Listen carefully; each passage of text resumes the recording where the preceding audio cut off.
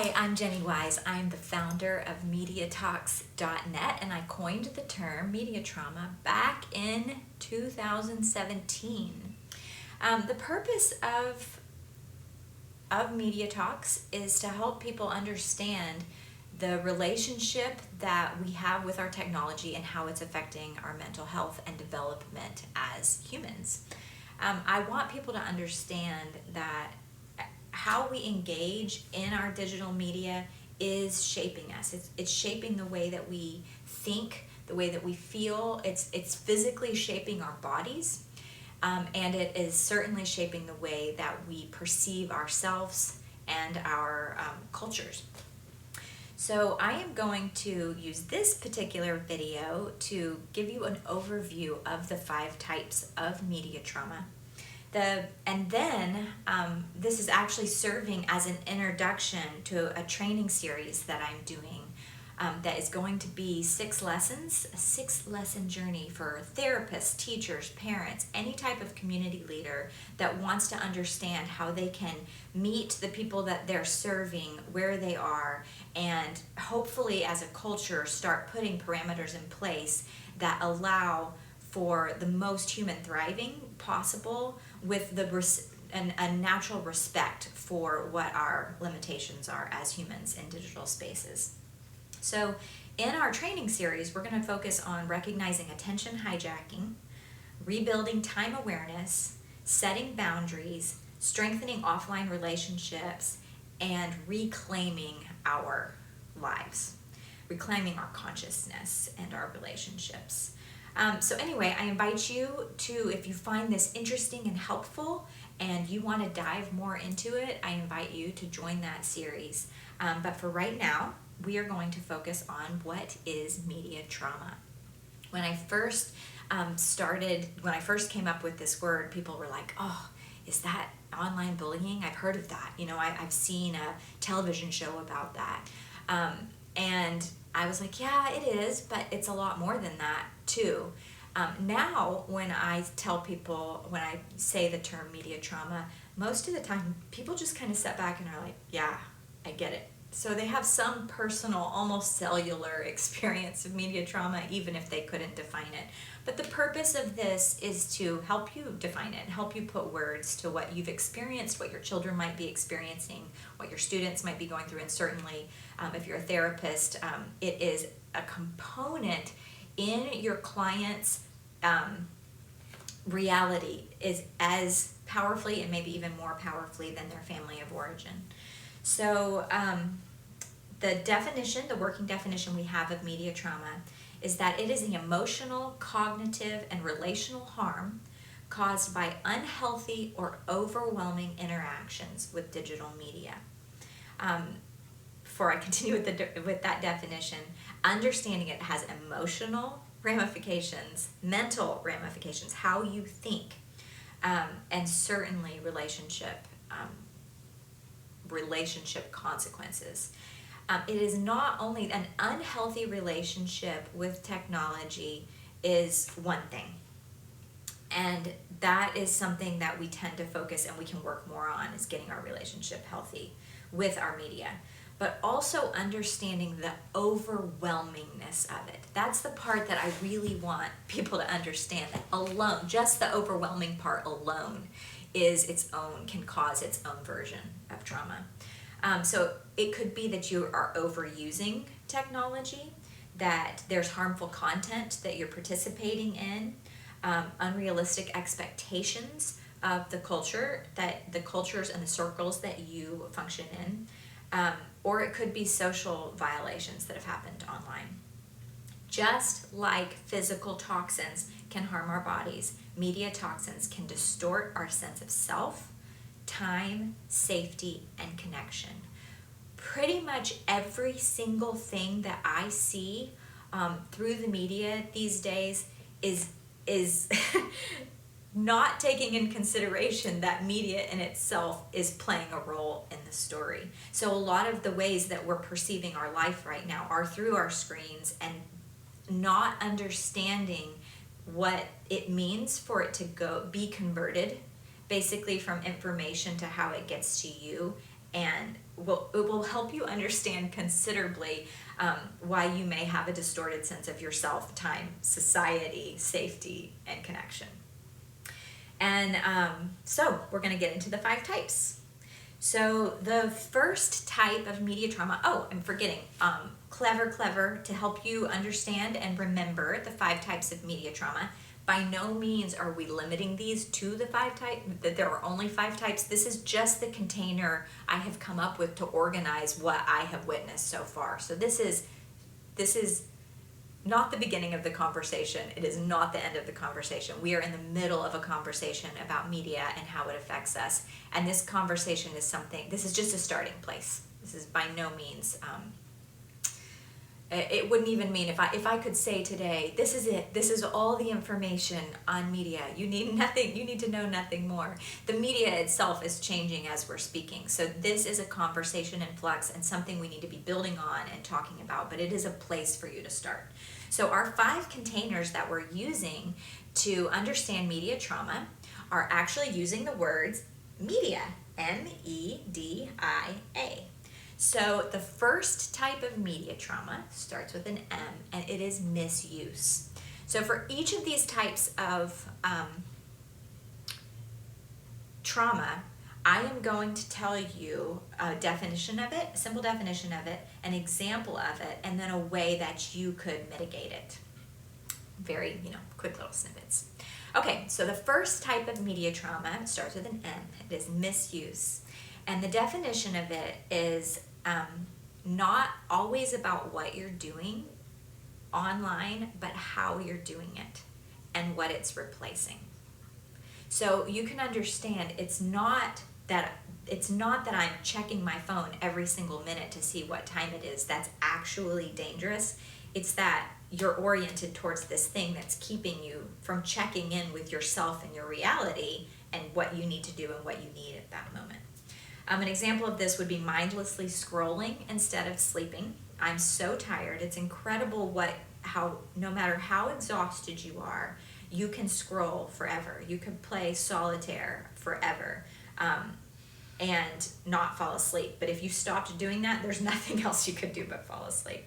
But then there's things like grieving or connecting with loved ones, really important, deeper things that we're avoiding doing by doing mindless things on our phones.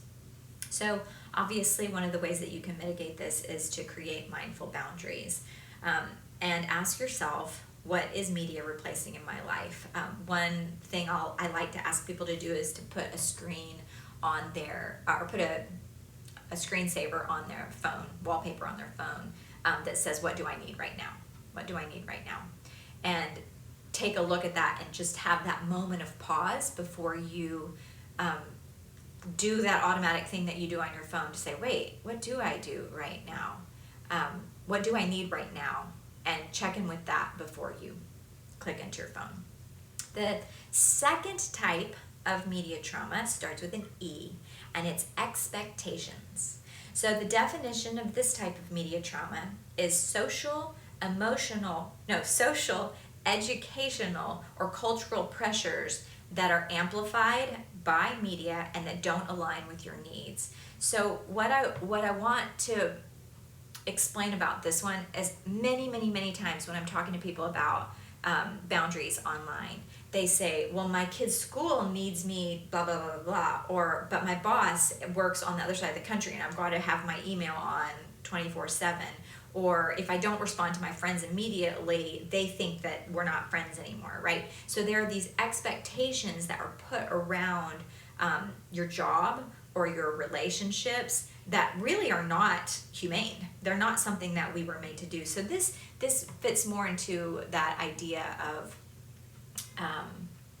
what did we say earlier? The overwhelmingness of that 24/7 availability and being tied to certain platforms that bring a lot of toxic things into your life because you are required to have them, whether you're actually required or you just feel the internal pressure to participate in them, and they cause you harm. The mitigation to this is one of my favorite Mediatox terms, which is just an invitation into a human pace of life. So start really thinking about this. Each of these things are really, really simple things that are life altering, life changing ways of interacting with your life. Simple things are not easy, and these are not easy ways to mitigate it, but they are simple. And one of them is really taking some time to see if the ways that you're participating match your values, match what's important to you, and deciding what that is first. I just like everybody else have to participate in a lot of different platforms that I don't enjoy being on, but because I know what I need in them, I have the consciousness and the ability to be like, oh, I can get in this platform, get this thing, do this thing, I don't participate in this part of it, and get out. So an example of that would be, I use YouTube in a lot of ways, and I'll be using YouTube for this video. I do not participate in scrolls, any type of YouTube shorts. I'm not gonna, I turn those off every 30 days. I don't ever click on them. That's not for me.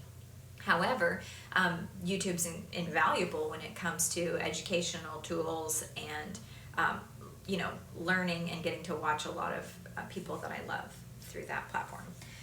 So it's about reclaiming, using these platforms at the pace that matches your needs, and your wants, and what is actually fun and interesting to you. Okay, the third type of media trauma starts with a D. It's a disruption of development. The definition of this is that every life stage has tasks that we need to master. Media can interfere or delay with those developmental milestones. So this is so important because in many ways, the ease and effortlessness of our phones can make us passive. I don't even want to call us participants, passive beings that enter into the world where our phone takes us wherever it wants to take us, where our phone does for us all of the things that we used to have to not just do for ourselves, but used to have to learn how to do for ourselves. And that's the process of maturing and growth. And when our media interrupts those phases and we don't develop those, it really keeps us stuck. It keeps us, in these little cul-de-sacs of life where we're kind of circling the drain of this phase and we're not crossing over into that next phase of development. So examples of this would be a child missing out on play-based learning because of excessive screen time. This is such a massive deal. My daughter works with children with developmental issues and children with autism, and it is.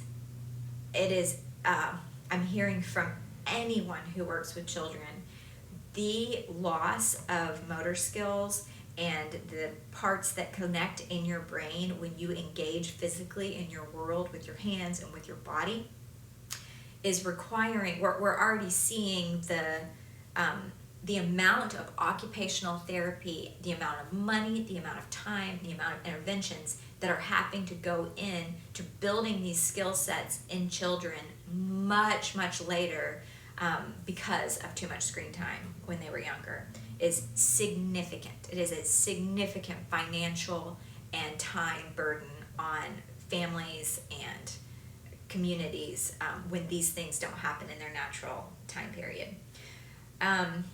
Let's see, or also every single person who experienced social media through adolescence can identify with this. It is very difficult to develop your sense of identity. That is not easy work. It is why adolescence has always been viewed as one of the most challenging phases of development. And having social media interrupt that, having the need to brand yourself, to create an online version of who you are, to create that identity in a virtual space, to not be accepted because of that identity or to be accepted because of that identity. It is a very, it's a huge disruption to adolescent development, and we have got to find some new ways specifically for adolescents to be engaging online and ways that that can benefit and help them process through those phases instead of harming them. So to everyone, and of course there's a part of the training that we go into this in depth, but you can do the research on yourself. Erik Erikson has the stages of development that show you what thing that we are developing through different ages and stages. The ages might not match the stage of development depending on how many disruptions have happened along the way. But if at all possible, pay attention to the phase of development that you are in, that your children are in, that your students are in, that your client is in, and let's match their media use to that phase of development. So I just heard from a client yesterday that there's new research out that says if children are going to be watching content, it needs to be 30 minutes long, because we've actually got to teach their brains how to concentrate for 30 minutes, and that short-term content is all a part of not getting their brains to develop a longer attention span. And everyone has seen that happen with TikTok and Reels and gosh, what else am I thinking of? Any of the short form social media content we have seen, and you've experienced it yourself if you've been watching it for a while, that all of a sudden you can't concentrate for even a minute. Okay, so also ask yourself, is this helping or hindering who I'm becoming? So, do I want to say this now? I think I'll save this one. Okay, so the fourth type of media trauma starts with the letter I, and it is incident. So the definition of this is a specific moment of media-related trauma. It could be direct or it could be vicarious that will leave an emotional mark, and you or the person you're working with can say, this happened, I saw this, or this is what went on. An example of this, of course, is cyberbullying. Revenge porn is a heartbreaking version. Getting canceled is it is the modern day version of getting stoned in the middle of a town. It's terribly, terribly traumatizing. Or witnessing online violence. There are more heartbreaking stories of this than you could ever imagine. When I first started tapping into the realm of media trauma, it is natural well, first of all, you learn all this. You see all the things, all the harms that are happening. It is absolutely heartbreaking. And what you need to know is it's not even a little bit rare. Not even a tiny, tiny bit rare. This is more common than not.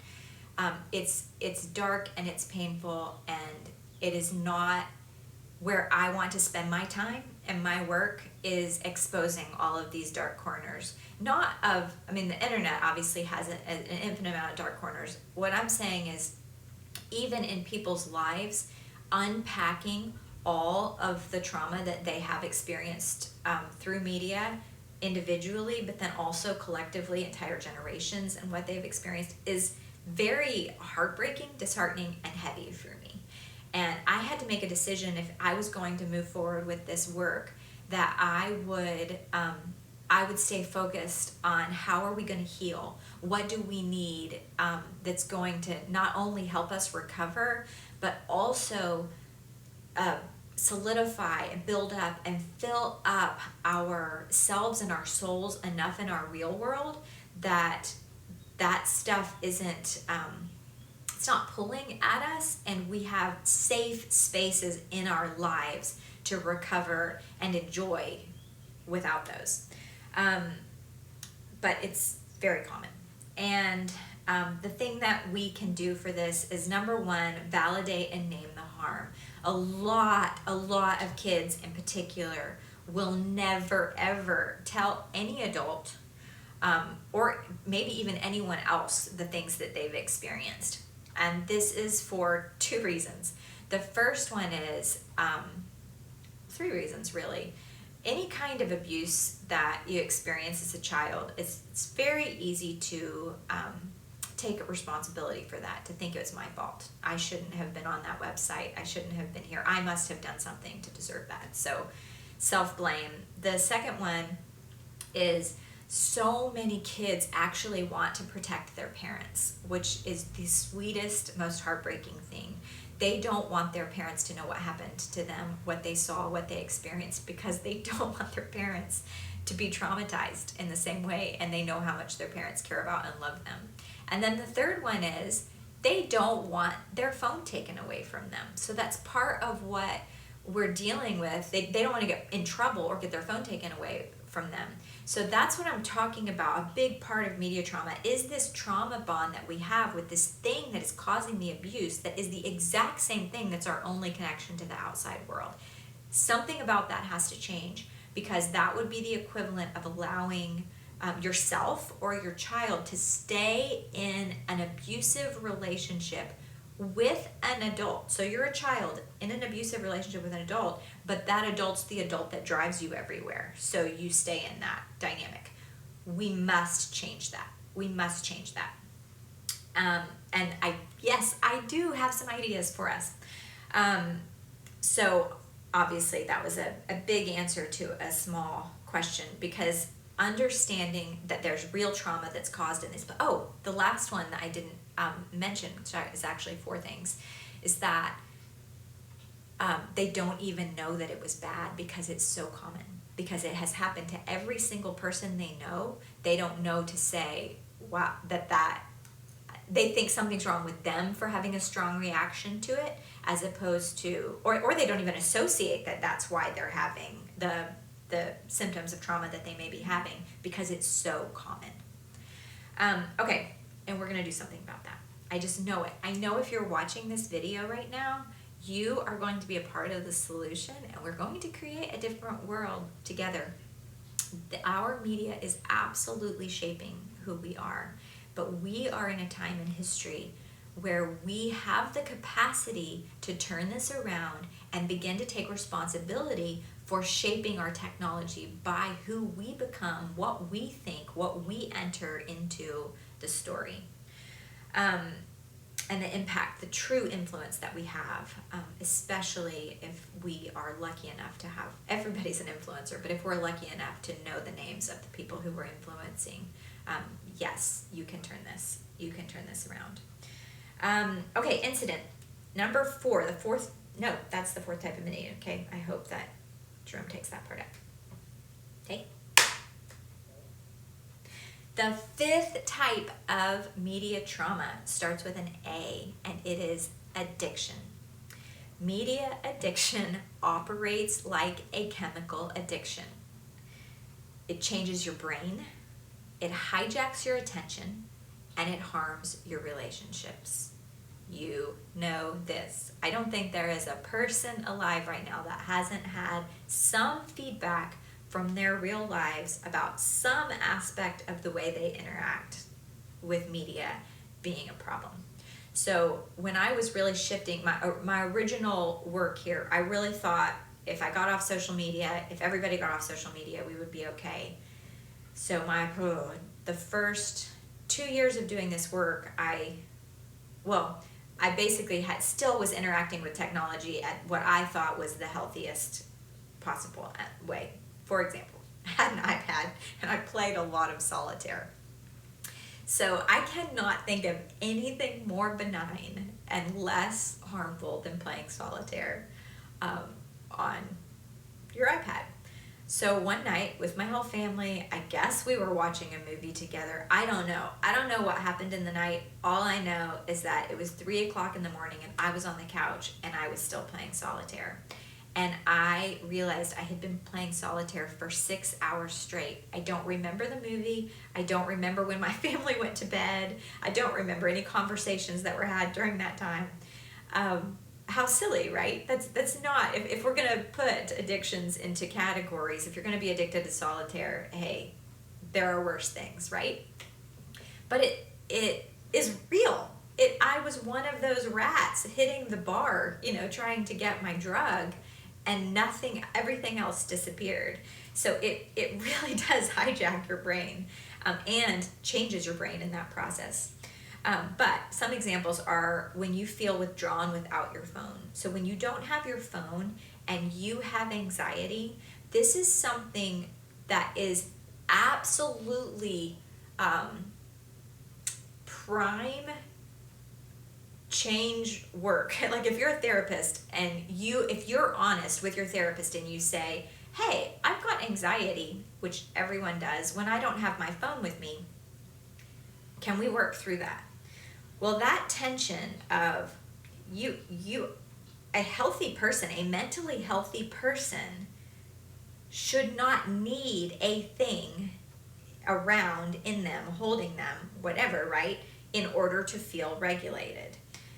Especially if that thing is causing them trauma and has trauma connections to it. So the ability to work through, like, oh my gosh, just say, all I want to do is not feel anxious when I can't find my phone, or I don't know where my phone is, or I don't have my phone in the car with me, or whatever. It's not, around. If you could let your body process through that anxiety and regulate your nervous system, that piece, then you're going to be okay when you do have your phone, right? You're going to be able to use and integrate with your phone and your digital resources from a much healthier place, but way bigger than that. And this is the essence of media trauma work, and what Mediatox is about, is that kind of self-regulation is not just about your phone. That's what you get to bring into your entire life and world, right? That's what you get to bring into your living room and your neighborhood and your family. It's really a significant thing. That addiction is keeping you from breaking through to that level of peace, calm, self-regulation in your own body. Also, compulsively checking notifications. I find that it's very hard for me not to compulsively do anything when my phone is around. That's why I have built a life around not having my phone around as much as possible. So again, these are very almost benign examples of addiction. I cannot tell you how many stories I've heard of people staying up all night on a dating app, right? This is addiction. This is what addiction looks and feels like, and it impacts your life considerably, because I can't resist. I'll just say the mitigation that I want to have for this is, something is an addiction in your life when it interferes with work, play, self-care, or relationships. When it interferes with any one of those four things, or when it takes over any one of those things. So let's say, I'm not going to go into detail of that right now. That deserves its own video. But what I will say, actually on Mediatox, we have different series that are always going on. Right now, there's one called Resting Lessons, which is teaching you how to rest. And after this, we'll go into work lessons. But if you find that your digital life is interfering in one or all of those places, start with one. Pick one area. Pick one. I call them the 4 squares. And start with one of those areas. So, for example, if play is a fun place to start, where you start planning that your downtime is not screen time, but it's playtime. And you look for any way that you want to play. Go for a walk, read a book, take a bath, whatever. So anyway, start practicing digitally detoxing one area of your life just for 1 hour a day. Could be your first hour of the day, your last hour of the day. And start rebuilding your experiences in real life. Okay, if you recognized yourself, your clients, your students, your employees in any of these 5 types of media trauma, you are not alone and you're not powerless. This doesn't just have to be the way that it is, you guys. I'm so excited about the life and the world that we can create with an awareness of this. The Mediatox series is here to help. It's here to help you and empower you. We've got 6 lessons. It's a 6-lesson course, and it's going to equip you with tools, language, and confidence to recognize media trauma and heal its effects, while also creating space for us not to only be restored, but what's one of my friend's favorite words is repristination. Like we have a place to start rebuilding something really beautiful as a community and as a culture. As we create those spaces within ourselves and in our real worlds, our digital spaces will begin to reflect those. Join me at Mediatox.net, and if you want to read what the new stuff that I'm developing right now, or listen to the podcast, you can find us on Mediatox.substack.com or at the Mediatox podcast, wherever you listen to podcasts. So thank you for your time and attention. Go take care of yourself. Turn off your screen. Stretch. Drink some water. Have a snack. Go outside. Soak up some sunshine. And ask yourself if everything you need is already right here. Thanks for your time. Mwah.